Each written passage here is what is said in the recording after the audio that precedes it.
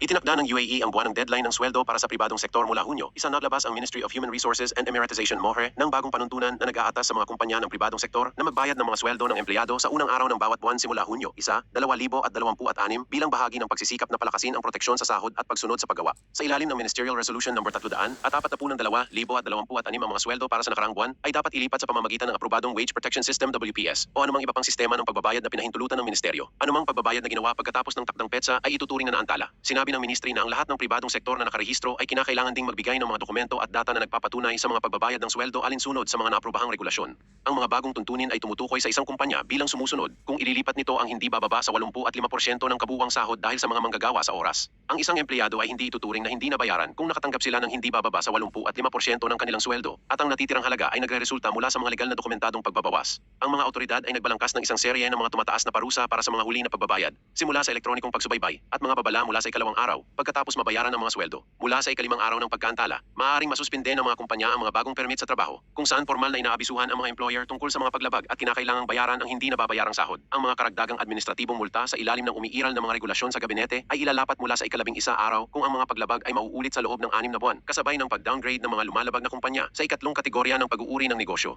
Kung magpapatuloy ang mga pagkaantala lampas sa ika-16 na araw, ang mga apektadong manggagawa ay maaaring magkaroon ng individual o kolektibong mga hindi pagkakaunawaan sa paggawa na nakarehistro sa kanilang ngalan, habang ang karagdagang pagsususpinde ng permit sa trabaho ay maaaring ipataw, lalo na sa mga kumpanyang nagtatrabaho ng 25 manggagawa o higit pa o tumatakbo sa mga sektor kabilang ang mga serbisyo sa konstruksyon, transportasyon, imbakan, seguridad, paglilinis at recruitment. Sinabi ng ministeryo na ang mas matitinding parusa ay ilalapat mula sa ika-21 araw ng pagkaantala, kabilang ang mga referral sa mga pampublikong taga-usig para sa mga kumpanyang nagpapatrabaho ng 50 manggagawa o higit pa sa mga kaso ng paulit-ulit na paglabag.